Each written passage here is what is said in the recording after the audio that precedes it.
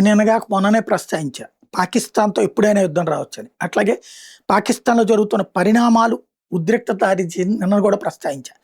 ఇదే విషయాన్ని చైనాకి సంబంధించినటువంటి వాళ్ళైతే ఏకంగా అణుయుద్ధానికే అవకాశం ఉంది అని అనుమానిస్తున్నారు.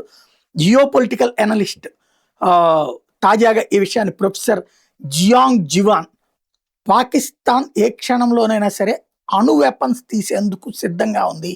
ప్రస్తుత పరిస్థితుల్లో పాకిస్తాన్ ఇంటర్నల్ ఇన్స్టేబిలిటీ అన్నది వాళ్ళకి ప్రాబ్లం అవుతుంది. భారత్ మీద నేరుగా గెలవగలిగిన సీన్ లేదన్నది ఆపరేషన్ సింధూర్లో అర్థమైపోయింది. 71లో అర్థమైపోయింది. తన ముద్ర వేసుకున్నవాడు పాకిస్తాన్ చరిత్రలో జిన్నా. ఆ రోజున కాశ్మీర్ లాక్కోవడం. ఆ తర్వాత భారత్తో యుద్ధాలు 65లో చేసిన, 71లో చేసిన, కార్గిల్ వార్ చేసిన, మొన్న జరిగిన ఏదైనా సరే పాకిస్తాన్ ఓటమి తప్ప విజయం లేదు. అది అక్కడున్న యువతరంలో తీవ్ర వ్యతిరేకత వస్తుంది.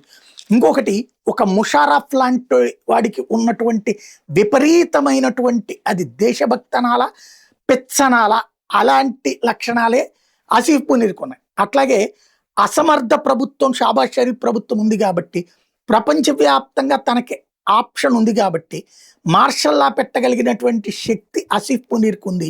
సైన్యాన్ని ఆ విధంగా మొబిలైజ్ చేసుకుంటున్నాడు. ఈ ఆసిఫ్ మునీర్ సక్సెస్ కావాలంటే భారత్లో ఏదో ఒకటి చేయాలి. అందుకనినే ఇంతకుముందు నేను ప్రస్తావించినట్టు గుజరాత్లో కొంత భూభాగాన్ని ఆక్రమించుకోవడం, లేకపోతే కనుక కాశ్మీర్లో మరి కొంత ముందుకు రావడం, ఏదో ఒకటి చేసి ఎంతో కొంత భూభాగాన్ని ఆక్రమించుకుంటే కనుక దాన్ని తిప్పికొట్టేటటువంటి యుద్ధానికి భారత్ ఉంటే దాన్ని అడ్డు పెట్టుకుని అణుబాంబులు వేసి భారతదేశం మీద అణుబాంబులు వేసిన తొలి వ్యక్తిగా తను చరిత్ర లిఖించాలనుకుంటున్నాడు. అదే విషయాన్ని నిపుణులు చెప్తున్నారు. అప్రమత్తంగా ఉండాల్సిన సందర్భం అయితే భారతదేశం కూడా గుర్తించింది.